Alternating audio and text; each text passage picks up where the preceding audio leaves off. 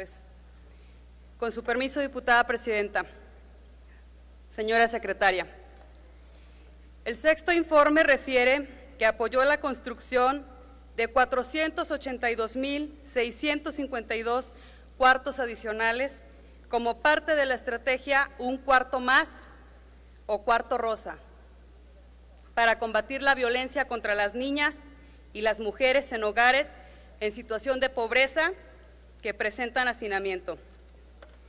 La mayoría de los apoyos a través de FONAPO y del programa de infraestructura. Esta estrategia se criticó por la falta de claridad sobre el modelo de atención y la estructura operativa para realmente atender el problema de violencia. Se documentó en varias entidades que muchos de estos cuartos están deshabitados y están deteriorándose porque se autorizaron en zonas de alto riesgo.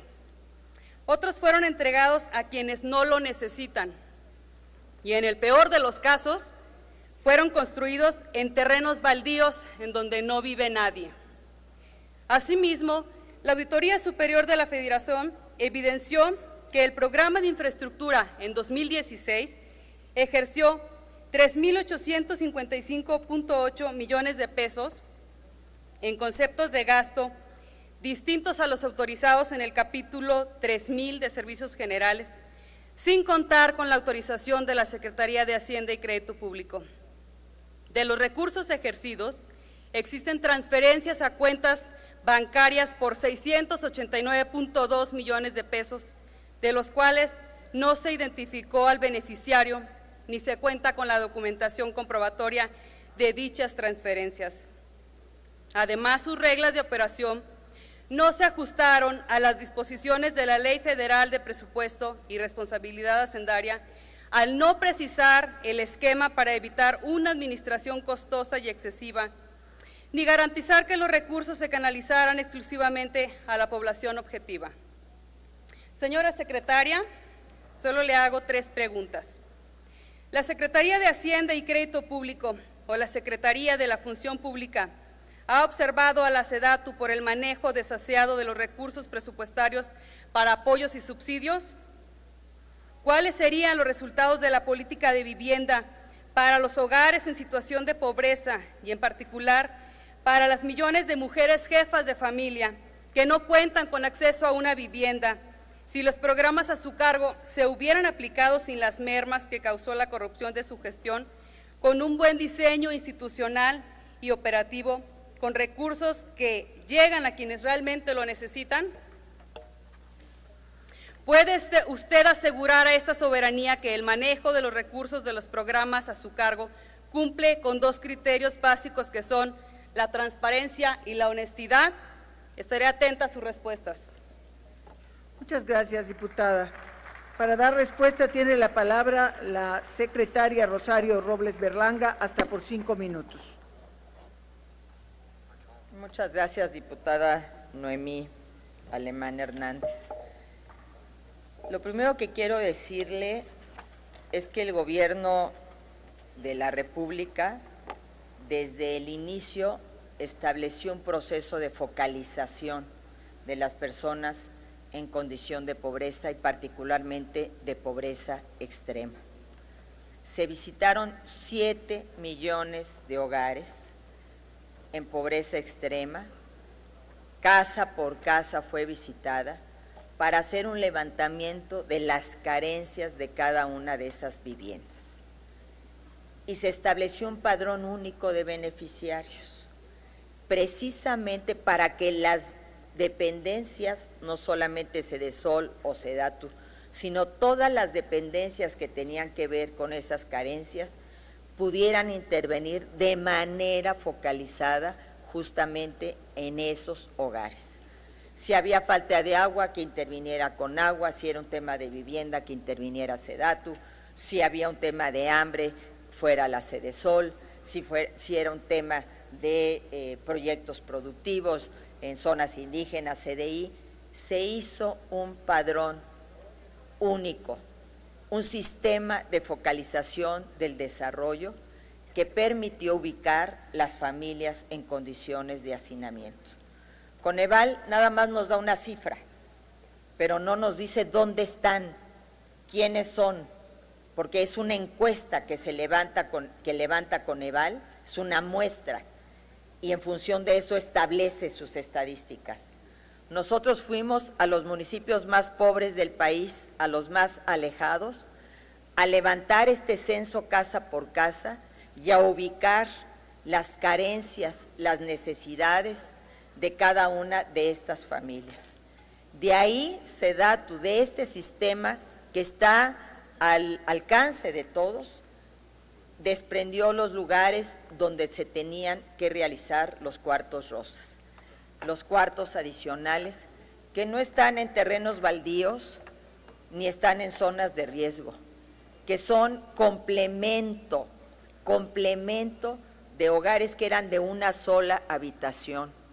Y déjeme decirle una cosa, estamos hablando de los hogares en pobreza, porque lo que sí duele es que instituciones tan poderosas, tan potentes como Infonavit, durante 12 años anteriores a este sexenio, hayan construido 1 millón de viviendas con una sola habitación, propiciando el hacinamiento de las familias mexicanas.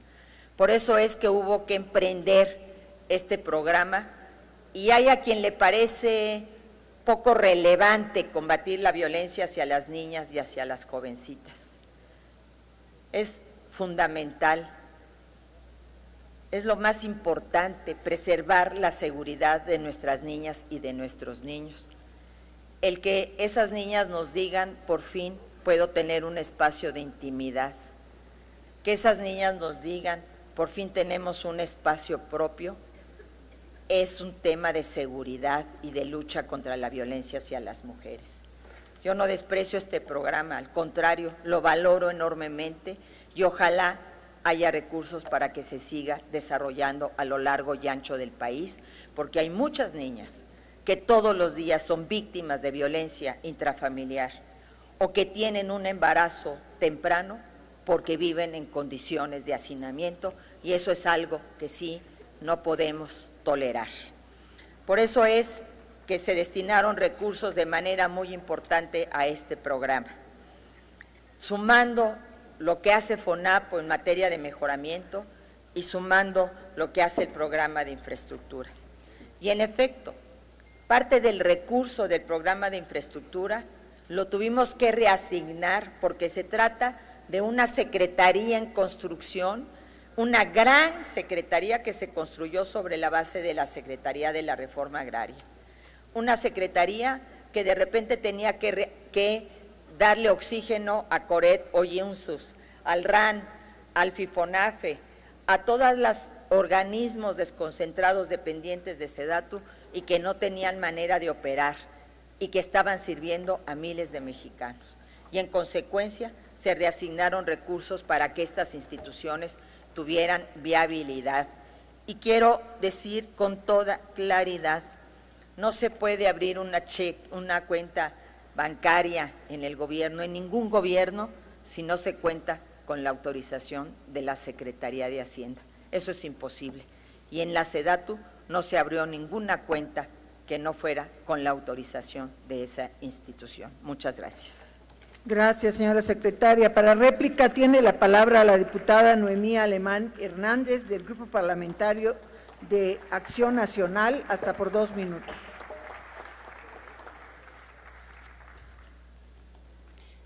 Nada más le aclaro que el problema no son los programas, sino su aplicación.